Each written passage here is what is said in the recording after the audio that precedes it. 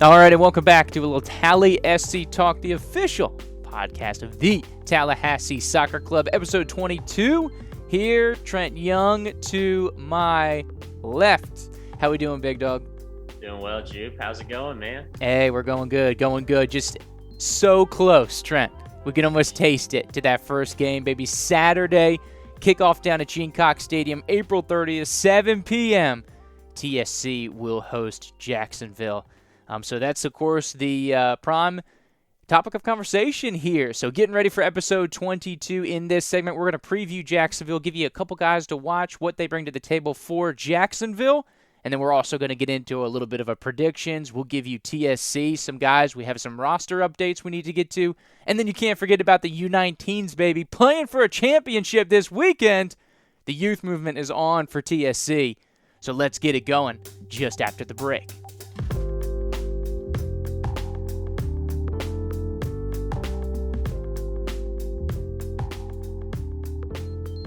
And all right, we promised you a little Jacksonville preview and setting the table for Saturday, the opening game of the 2022 NPSL season. And Trent, we have arrived, man. It's so close. What's your emotions right now? And how can the people be getting after this, man? Because you know they're chomping at the bit. Dude, I'm stoked, Jupe. So obviously this is my Christmas week, for lack of better terms, if you will. We got the NFL draft today as the time we were recording this on Thursday. Obviously, we got our first TSC game on Saturday. We got a U19 final, not a semifinal. They already won the semifinal. We got a U19 final Saturday morning at 10 a.m. So huge day for the club, for the city, for the 850. That's the first game in the Gulf Coast Conference. So, I mean, we're obviously getting out there early. We're going to be the first team playing, trying to get some points. So excitement at an all-time high, Jupe. How are you feeling, man? Yeah, absolutely. We're stoked. Like you said, one of the first games of the National Premier Soccer League nationwide. Obviously, the West region got started early with all those California teams, and they got rolling basically in March. So for all of the other three regions and all the other conferences, with the total of 13 in here, the NPSL nationwide, 11 of them have not started their play. So for everybody east of California, this will essentially be the liftoff. So a lot of eyes going to be on Tallahassee and Jacksonville, including our own conference. Nobody else is playing this weekend, man. It'll be huge. So really excited. We had a phenomenal kickoff last year. This was game one of TSC's NPSL stay. Their only game they had played in the NPSL up into it. There's a lot of hype. And unfortunately dropped that one, of course, last year's result, 2-1 to Jacksonville. Just as a quick rewind, Trent, what did you think of the 2021 game, and what result came out of that? I felt like we really established our identity early on, very scrappy, very gritty. It seemed like Jacksonville kind of let off the gas, if you will, in the second half. And whenever they did that, we were able to kind of push forward and really start to attack them as opposed to be more defensive minded and getting attacked. And so once we kind of put that pressure on them in the second half, Cole Red got that incredible goal. The keeper, I believe it was Cranbeck at the time, he sent the ball up and it was headed down to Cole Red outside the box. And he just caught it on the half volley. And it was a remarkable goal, dude. The whole place erupted. There was a lot of energy and it felt like, you know, we're just one goal away from being in contention with the best team in the entire league last year, like you said, throughout the regular season. So, there was a lot of excitement, a lot to take away from that. And it felt like we belonged in this conference and we belonged playing against these guys. So really excited to see how we use that momentum from last year going forward in our stadium at Gamecock on Saturday to go ahead and try to get those first 3 points, dude. Absolutely. Yeah, of course. We talked about Jacksonville, one of the more storied programs in the conference, being around for about 10 years.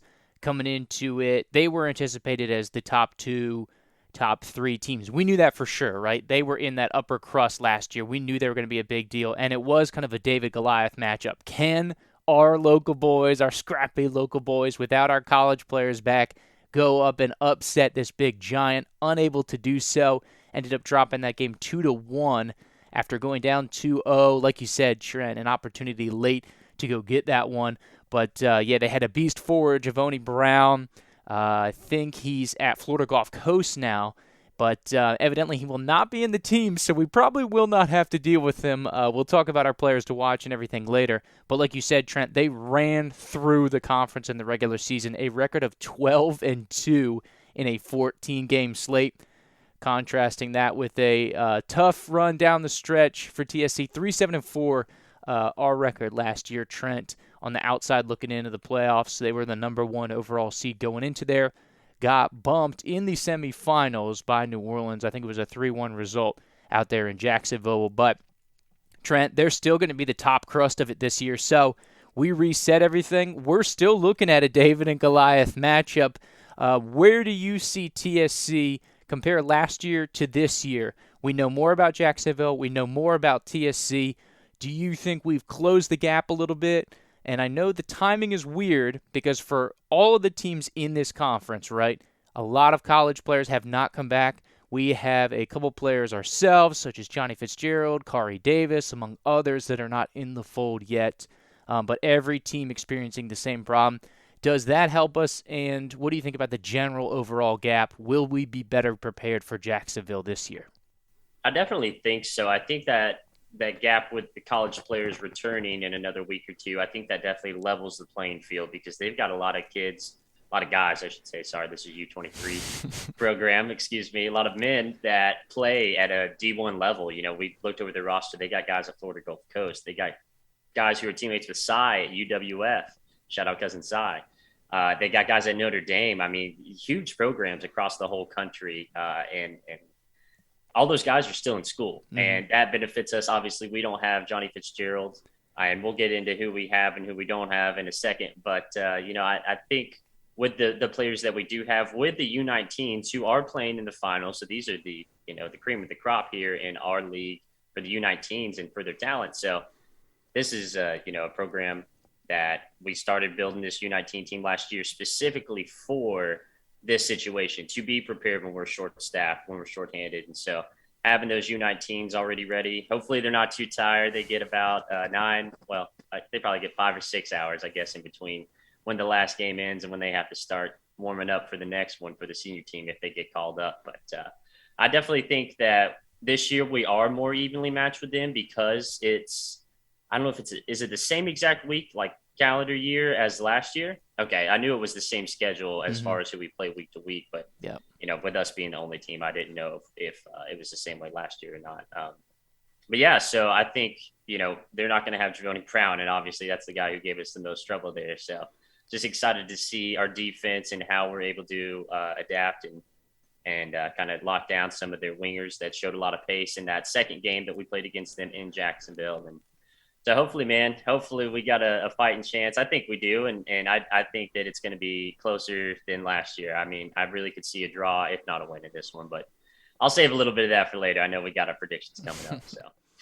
There you go. Obviously, just want to continue to press that this is a team coming in with a lot of pedigree, and this is a David Goliath matchup. So this would be an upset if TSC could get the full 3 points and progress forward because, like we said, Trent, we need these points early. 5 of our 6 home games are in the first half of the season.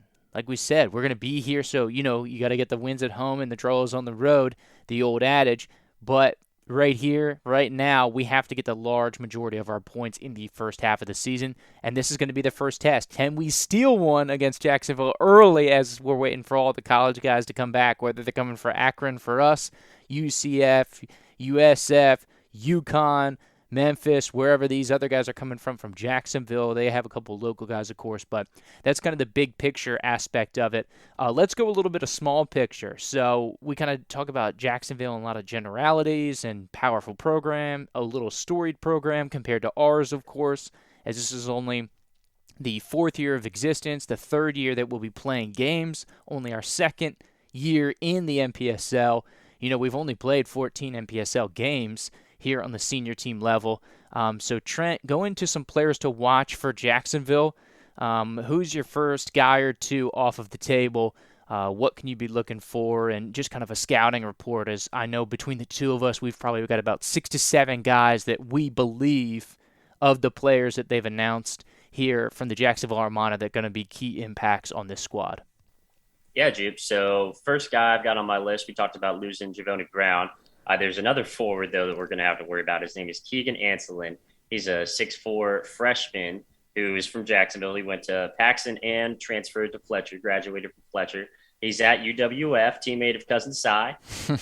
He was second on their team this year as a true freshman with 11 goals. Oof. And he had 4 game winners as well. All GSC team as well, first team. So this is a guy who's got a pedigree, played for some really good programs here in Jacksonville at the high school level. Goes out to UWF and is instantly starting. He's playing games. He's getting game-winning goals. He's putting them in the back of the net. So big target, 6'4", somebody we're definitely going to have to man mark in the box. Might be able to poach one or two, but definitely hoping we can lock him down, get in his pocket, and give him some trouble. So that's the first guy I got, man. You got anybody on your list who you're looking forward to trying to stop or attack? Let's keep it on the. You talk about the attack. Let's keep it on the offensive line. A guy, if anybody watched or was at that Jacksonville game last year, Arides, Alexandros Arides is just a beast from Cyprus. He had a hat trick against us when we went out to Jacksonville. Former Memphis guy. He was on the all-conference team and obviously just his goal-scoring threat. He's more of a winger on the attack, so probably the most equal player comp I would give to us that we're familiar with would be kind of with Cousin Cy. Speed demon up the wings. He gets a lot of goals just because he puts himself in a lot of dangerous positions, but he's largely a setup guy. I believe he had 6 goals last year in 2021, 3 of them against us in that tough one out at the Jan Grow Stadium out there in Jacksonville. But he's going to be a total handful. He's super crafty, going towards the box, dangerous runs, dangerous balls, and he's got speed and great touch. He's going to be in dangerous areas and potentially linking up and serving your boy who will be an aerial threat. Of course, a 6'4" guy going up against our back line is going to be a huge advantage for Jacksonville, and we would really like to keep the ball on the ground and keep it out of the area if possible with that threat on the front line, Trent. But I think Arides is going to be a menace. He's also played for the U17 and U19 teams over in Cyprus. He recently scored a contract after the 2021 NPSL season to go play in the top flight over there in Europe in the Cyprus League. So he's some big-time stuff, man. So he's going to be in form. He's going to be in the best state of mind that he will be in, and he's going to be an absolute scoring threat for Jacksonville if we do see him. Of course, he's in the player pool of the 16 that they've announced. But, of course, just like our guys, we don't know if he's in the fold. I know we have some international clearance issues that we're going to come back to, Trent. So I don't know where he stands on that. But I've been told through the rumor vine that he will be ready to go day one. So to me, he's going to be top dog that we're going to need to focus on coming in and slashing from the sides and having some serious link-up play.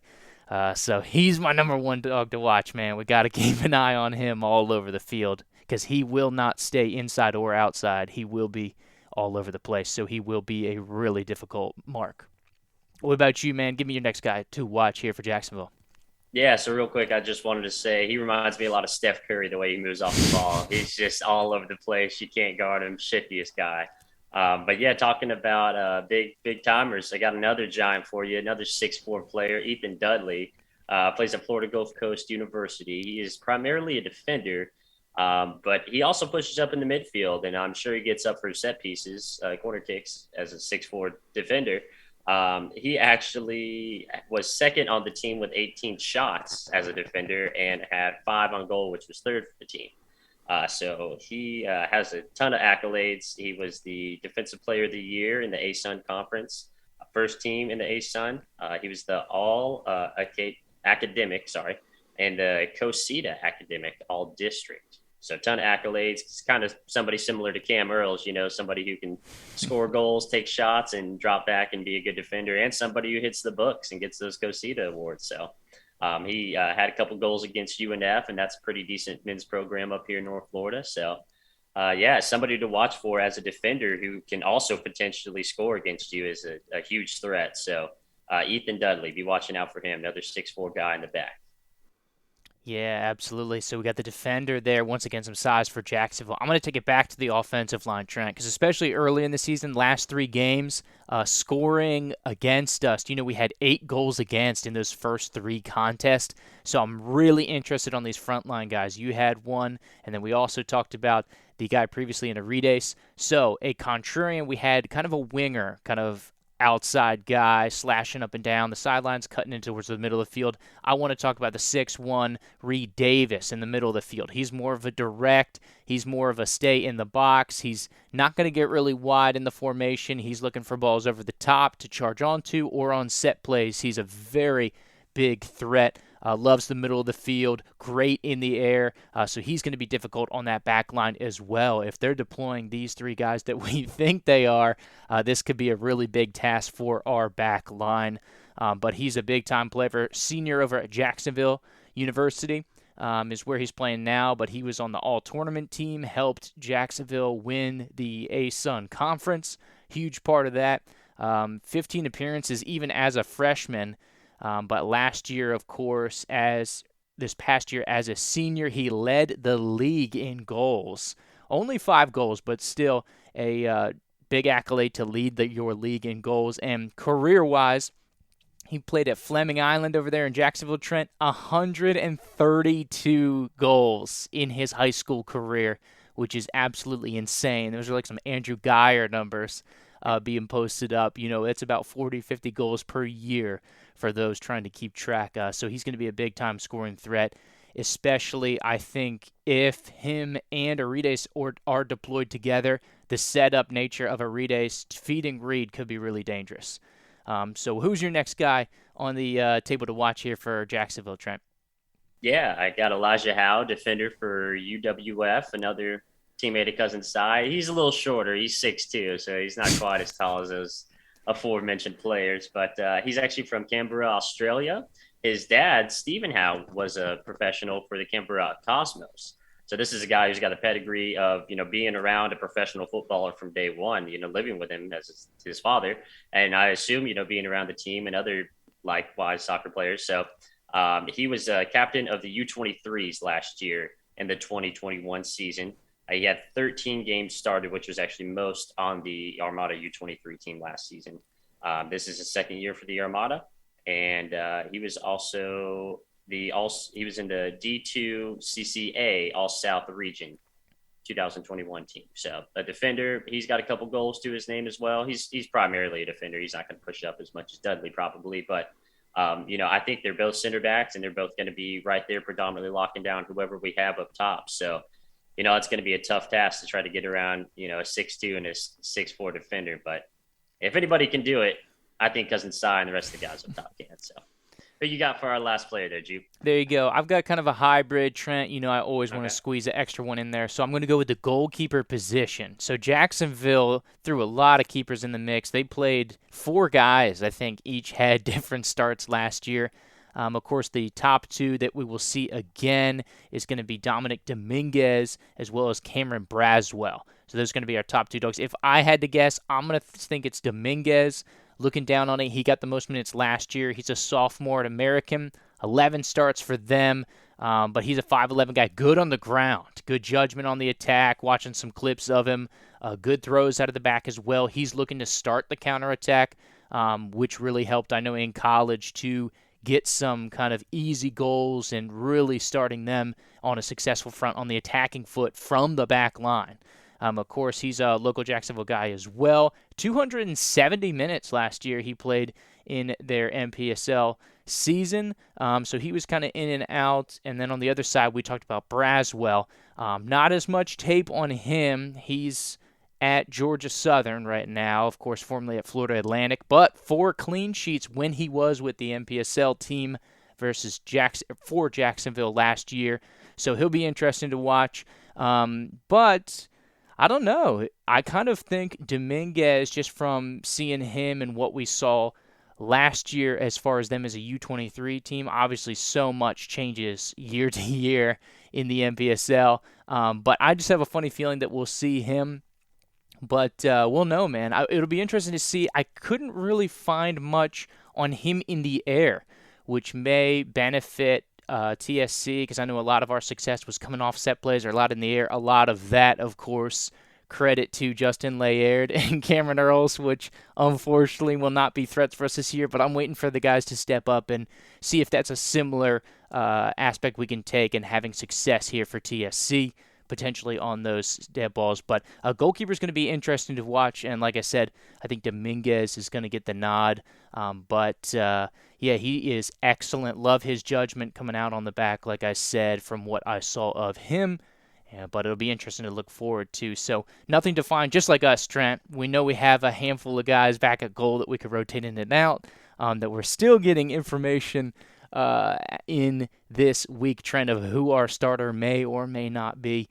So it'll be interesting to watch. But, like we said and like we anticipate, we're going to have our hands full with Jacksonville. I think that's kind of the thesis that we're getting at with these kind of players to watch. But just wanted to give you a preview behind enemy lines, if you will. All right, now that we have kind of our players to watch, our focus, our ideas on Jacksonville, Trent, we've got to go to the other side of the table. What's up with our boys? We have some rosters updates and some thoughts for TSC going forward. We'll be right back with that after a quick break.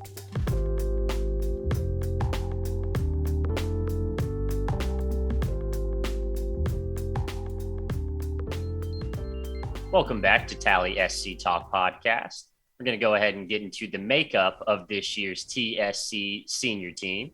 So, Jupe, I'm going to go ahead and ask you about a couple players. And, you were the main man interviewing Josh Bruno, so I know you got all the intel and always texting Chris Petley, emailing him and hanging out with him. So I'm going to go ahead and pick your brain a little bit about who we got on this roster. So why don't you go ahead and tell me about Mike some more? Let's start with Mike. Yeah, absolutely. So Mike, one of the guys that we had at the beginning part of last season, really wanted to know. He was kind of up in the air until really, but lock him in. He's going to be there not only this season, will be there Saturday. Really excited to have Mike back in the fold. He'll help bolster that back line, or we could see him in some kind of defensive midfield role. Love what he brings to the table. Good left foot, loves to switch the ball. He'll be fun to watch here on Saturday. Excited to see Big Mike. Yeah, dude, when you said not only this season, I was thinking, oh, dang, he went ahead and signed a 2-year deal. That's cool. Maybe he did. I don't know. I'll have to get back on that. Here, let me take Pelly. What are you doing? Beat me to it. Yeah. All right. What about Cousin Cy, pod favorite? What we got with our UWF man? Cousin Cy, we were on the fence. When we talked to Coach Bruno, he said 50, 60%. We went forward a couple weeks. We got some more intel. Cy was looking probably about 75, 80. Lock it in. Cy is official for the season. Cousin Cy will be aboard. So, Trent, I know you will be really excited to talk Cousin Cy all season long. Lock him in not only for the season, he will be there game one. Going to be a huge offensive threat for us. Love him on the wings. Love his attacking mindset and really transforms this team, Trent. We saw what happened when Cy went down with his injury and we went on that big scoring drought. He came back instantly, and then I think it was within 7 minutes of him returning to the active roster, Trent, or the active lineup. We scored, I think it was within 7 minutes. So he just provides so much dynamic effort, and he's just a straight-up baller, dude, and there's no way to hide that. He's going to be huge for TSC this year. Really excited to have Cousin Cy back, and welcome him back here to Tallahassee. Over under goals scored for Cousin Cy this season? 13. Oof. Over, under? You're putting it at 13, which would be just over one per game. Is that the over-under? I'm going to go over for Cy. No, I wish. It would be awesome to see him score 15. It's going to be tough for anybody to get 10 in this league, though. No, you're right. But he's going to be huge on offense. Really excited to it. And, we know what he brings to the table, man. He's a beast. Another year at UWF, so I think his form will be even better than it was last year. Absolutely agree. All right, moving on. What about Mateus Bittencourt? What you hearing about Mateus? Mateus, lock it in, man. We thought he was going to be good to go. Confirmation he will be good to go. Of course, staying in town, so really excited to him. You talk about a gritty attacking player like Cy. Love Mateus, of course, responding and was one of our lead provocateurs offensively down the stretch last season. Really excited to have him back, Mateus Bittencourt, in the mix, the 2021 Player of the Year here in the Big Bend. No doubt. All right, so Levi Nasimba, we talked about him a little bit.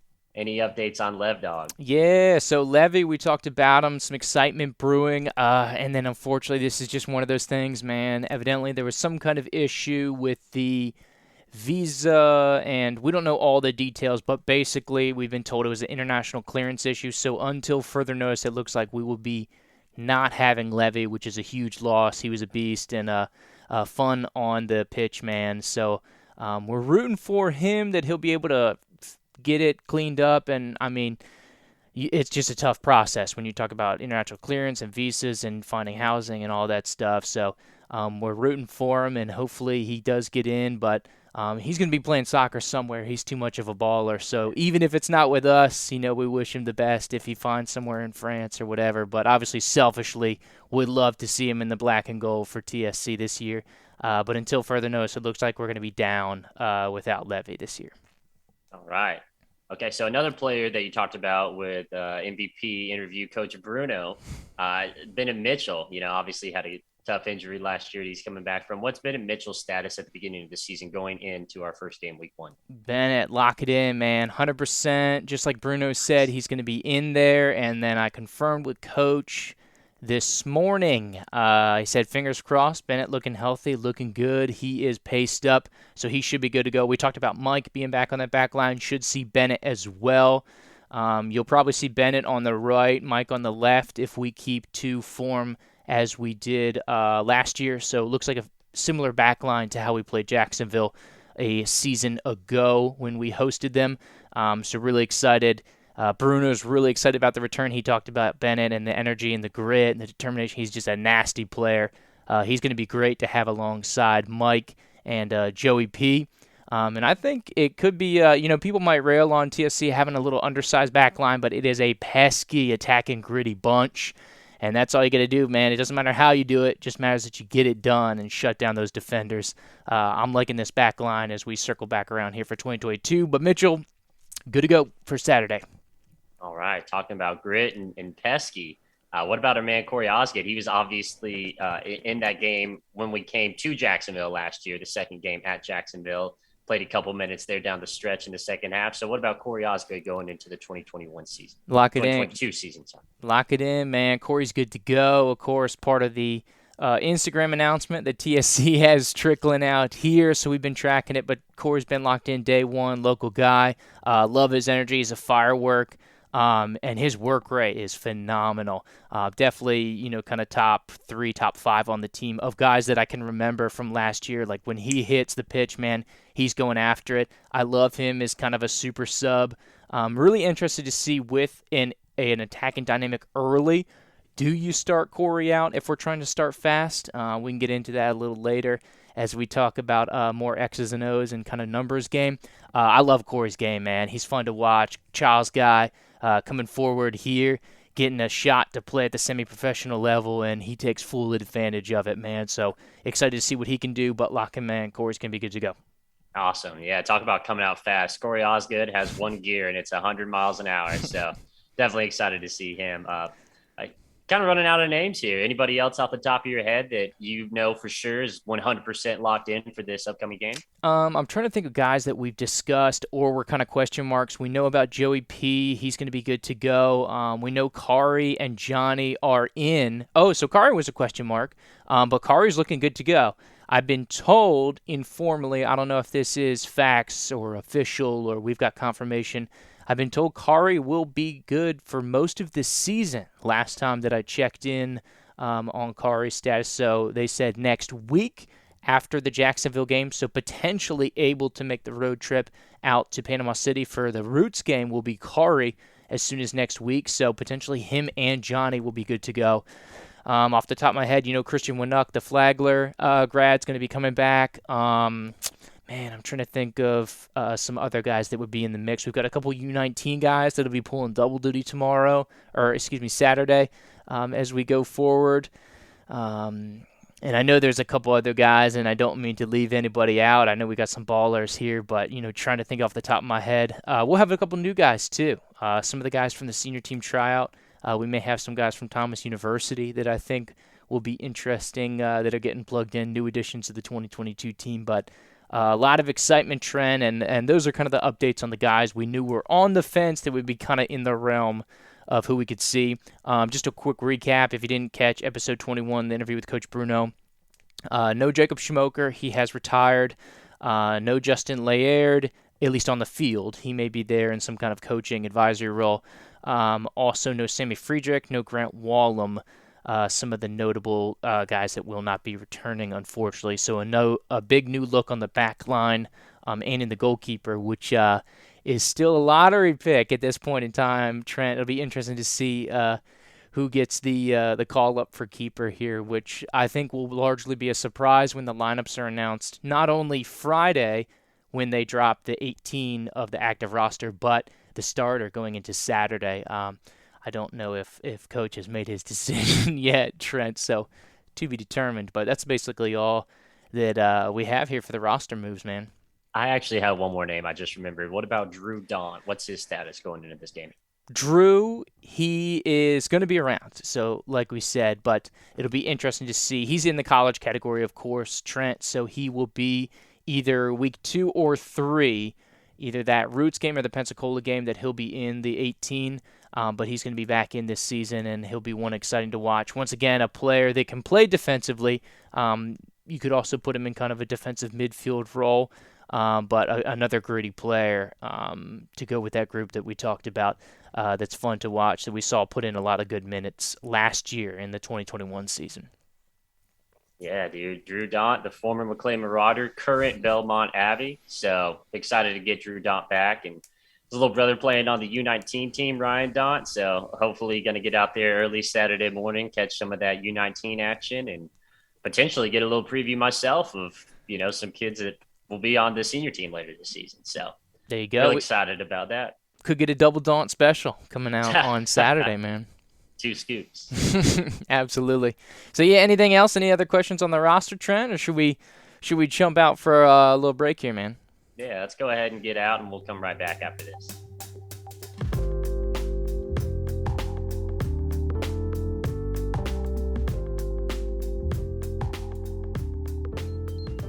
All right, now that we've given you the nuts and bolts of what you can expect on Saturday as TSC hosts Jacksonville down at the Gene Cox Stadium off Paul Russell Road on the south side of Tallahassee, let's get in a little entertaining segment that we were pretty terrible at, quite frankly, last year, Trent.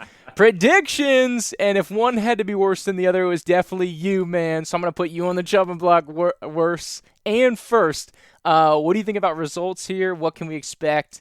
And basically, set the tone for us, Trent. First prediction of the entire 2022 season. What you thinking? Ooh, yeah, so deservedly so. I'm worst. I definitely said we were going to win 3-1 over Jacksonville game one last year, and as we've spoken, they're certainly one of the top 2-3 teams, maybe number one through the regular season last year. So that wasn't necessarily obtainable. I think that was kind of a little reach. So I'll try to hone it in a little bit more, but I'll start off. I'm not going to give you the score line. I'll make you wait for that. So I think really the key to getting this score line is to outpossess Jacksonville. So this is a team who Jupe and I talked about in the pre-meeting, really gets a lot of their goals from counterattacks, and they take the ball and they're insanely quick at recovering and getting the ball back upfield and putting the pressure on your back line. And we saw that a lot, obviously, in that second game last year. So hopefully, Josh Bruno was there, just like we were. And, we talked to him after, and he was actually in a pretty good mood, all things considered. But, I know that weighs on him as a true competitor. 6 all-time goal scorer at Thomas University. This is a guy who is competitive, obviously. So Josh Bruno is going to rile these guys up. He's going to try to take care of that ball so that Jacksonville can't go on the counter so quickly, and we can limit their chances by maintaining possession. So I'm really excited to see that. I think that's how we're going to win. I don't think it's get down the field as quickly as possible and just rip off shots, because I think that's kind of what we tried to do in the first half to try to keep up with Jacksonville last year, and that didn't work. And so we, back to the drawing board, going to find out another way to break them down and attack them and exploit their weaknesses. So I think possession is the key to getting this victory. But I'm going to go ahead and say 3-2 TSC, not 3-1, but I definitely think they can still bag 2 goals. They lose Javoni Brown, which is probably a good thing for us, considering how many goals he had. He had all the goals in that first game last year, but still got Arides and Anselin and a couple other guys. So I think they'll still get theirs, but we're going to get more. So 3-2, put it on the board, TSC over Jacksonville. Ooh, 5 goals, game one. I like it. I like it. Yeah, Trent, that's a great prediction. I like the possession, and that's what Bruno's been talking about with the 19s is hold it a little more, being a little more less direct, and that was kind of the mantra that they were trying to instill. A lot of times we were chasing those games, Trent. Of course, letting in some goals in the first 6-7 minutes. Something that TSC did, I know, more often than they wanted to. I'm going to go with some coaches' adages for the keys to the game, Trent. Start quick, finish the first half well. This team finishes the games phenomenally, Trent. So TSC allowing 29 goals last year, only one of them coming in the final 15 minutes. From 75 minutes on, only 1 goal all season in that category, 2 goals in 20 minutes plus. So once you get into the 70s, TSC really isn't allowing goals. The most part is get that first 5 to 10 minutes. TSC, the first 5 to 10 minutes to start the game, first 7 minutes, and then the first 7 minutes to end the first half. Really typically segments that they allowed goals last year. So I'm really excited for them to finish strong this year. That's going to be huge and start fast. So no easier said than done, coach speak, but I think that's going to be big, man. And we saw it twice against Jacksonville. They scored in the 43rd and the 45th minute in their respective games, home and away. We went into both games at Jacksonville trailing 0-2 at halftime. And versus a team who we're anticipating being the top dog this year, it's going to be tough to chase down any kind of result when you're going into the break 0-2. So I think we start faster, we start better, and with keepers in flux, teams in flux, personnel still coming in and out, I think there are goals on the table. So I think your 5 goals isn't obtainable. I like us to get a draw here early. Give me TSC 2, Jacksonville 2 here, level pegging. Sidebar, Trent. TSC a lot more successful. I think we score first in front of the home crowd. TSC undefeated last year when scoring first, Trent. You look at the other side of that table. In 10 games, we did not score first. 1, 7, and 2 for a total of 5 points in 10 games, Trent. And so less than 0.3 points per game when we did not score first. So I think that's going to be huge. Get on the board. Mateus side, looking at you guys. Put one in early, and then we'll have a really fun atmosphere. And hopefully we'll set some attendance records down there, man. But I'm going 2-2. Yeah, man, that sounds good. Obviously, if Jacksonville, if we can hold them to 2 goals, I like our chances in this one in front of the home crowd, like you said. So hopefully we come out there, we get Corey Osgood to just put one in the first 5 minutes, and then we're set, dude. We're going to win because we don't lose when we score first. So, boom, there you go. Great analysis, dude. In the MPSL history, TSC has never lost after scoring first, Trent. Look it up. Facts. All right, so that'll pretty much do it all. Predictions. So, wait, don't leave yet. No! We still want to talk about the youth movement, Trent, also going on this weekend. We don't want them to be overshadowed. Some huge things going on for the U19s. We're going to get them after the break.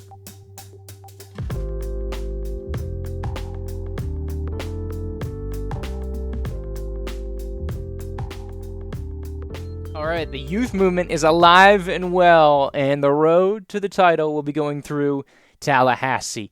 Trent, we have a championship conference game. Conference championship is probably how most people would say it, Trent. When is it going down? Because TSC, the U19 under-19 team, is competing for a big old trophy, big dog. When's it all going down?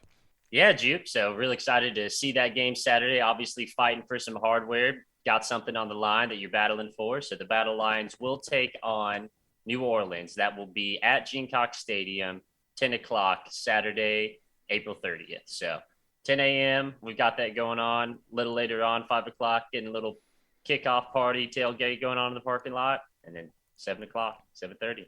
You already know what time it is. Absolutely. Yeah, it's going to be a big day down at the Gene on the south side here at the capital city. Trent, wake up, go ahead, get your coffee, get the kids out of bed, whatever you got to do, take care of business. Go get you some breakfast. Head down to the Gene on the south side, 10 a.m., like you said. Championship for the Gulf Coast Conference here at MPSL U19 League. on the table. They'll be competing there. You get out about noon, you go back to your favorite local establishment, get, some food, fuel up here for the rest of the day. You head on down to back to the gym, get with the Old Fields Battalion, about 4 or 5 there, down at the Gene Cox Stadium parking lot. Get with the supporters group here for TSC, have a little enjoyment, getting fueled up, getting fired up here for the game, and then you slide in. Senior team's going to kick off the season at 7 p.m., so just a fantastic day getting ready to go for you. But yeah, let's rewind it. So we'll talk about the last weekend semifinal.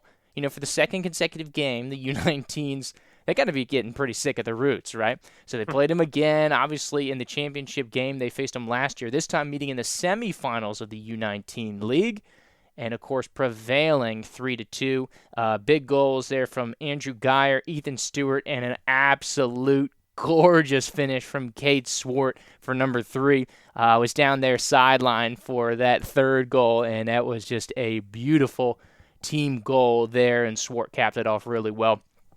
They're playing excellently. Like Bruno said, he was a little animated about how they finished. Of course, a couple late goals here from the Roots to really make it interesting, as they're a pesky bunch there, but they did what they had to do, took care of business, 3-2 the final. Over on the other side, maybe a little surprise, Southern State's the number 2 seed, falling to New Orleans, and so New Orleans will be the team that we will face here in the championship, but it should be good. And Tallahassee, for the second consecutive season, of course, the fall last year playing for the championship, unfortunately did not win it, but this is the opportunity to win the first official trophy as under the TSC club. Not only the senior team, but also the U19 team have no hardware to the organization, so the U19's an opportunity to break ground, and we'll get that trophy case, whether that's going to be at the Bruno residence or the Petley residence or wherever that trophy case will be before we get those TSC training grounds, Trent, to get that bad boy in the trophy room there. So really exciting stuff going on for the U19s, who, just like last season, I think have a really good chance to bring this home. I don't think this is a pipe dream, and competing for a championship, what they hoped they would be able to do at the beginning of the season. And Bruno was excited about the U19s all year long. He said they've really been developing and building and got them to a place where they're good to compete for a championship. But Trent, any other thoughts on the U19s or the big day we have coming on Saturday? No, I just wanted to say that I really liked that game that they played last Saturday against the Roots. They were up 3-0. I don't know if Bruno told them to let up a little bit. From what you just said, it doesn't sound like it. Sitting on the sidelines, and he wasn't the happiest, but they might have just taken a little breather. They knew they had it in the bag. They were up 3-0 in the second half, and they got a big game coming up this weekend, and they possibly are going to be playing again 2 games in one day. We're talking about going to both the games as fans and having a doubleheader. Some of these kids are going to have to play in 2 games, and that's always tough, man. So just excited for Saturday, dude. A whole day of family fun, for everybody to come out there and just have a good time. So just excited to get out there with you and the rest of our fans. And yeah, man, let's set some attendance records. Let's get over 1,000 in there for the first time. Absolutely. Like you said, senior team kicking off 7 p.m., 9 hours after the U19 will be playing for a championship. So we talked about the big 3, Stewart, Geyer, Swart. They could be wearing the senior uniforms as well, Trent. Still no updates on the senior uniforms yet. I know we talked about that last time, so that'll be interesting to see what coach and the president break out of the bag for the fit come Saturday night. Typically, we go with the home golds, but of course, we will see. Of course, still waiting on those uniforms, praying that they get in on time. Obviously, and on a more serious note, want to wish the president well, going through some minor health issues right now, but it's going to have to be almost a near-death experience to keep Petley away from the sidelines on Saturday night. So obviously rooting and praying for him, wishing him well, depending on when you see this. So send him some words of encouragement, some love if you get a chance. Maybe a shoulder to lean on, as we know he's carrying a lot of this burden as we approach game day 1. Him and the board been doing a lot of cool stuff here going forward for the season to get it hyped up for game day 1 coming on Saturday. Trent, any closing thoughts, big dog? Yeah, just get better, Petley. We need you out there, man. So Hope to see you out there making a full recovery very soon, bud. Absolutely. Number one cheerleader. And thank you here for tuning in for the Tally SC Talk, episode 22. Quick little preview, we say. Went longer than anticipated, as it always does. But thank you for coming aboard. And if you're still with us, thank you. Make sure to check us out. Social media, Tally SC Talk. If you can't come to the game, make sure to check out the web stream. Social media on Tally SC Talk and Tallahassee Soccer Club will give you the info. We'll have a live stream and we'll be on the radio this year, 93.3 Real Talk Radio in the Tallahassee region. We'll be bringing it to you. So many, many ways to catch the TSC action here. It'll be myself, Andrew Jupe, and Trent Young on the call. So we are excited for the action to take place out there Saturday night, 7 p.m. under the lights at the Gene. Game day 1. Let's go to the goal. We'll see you there.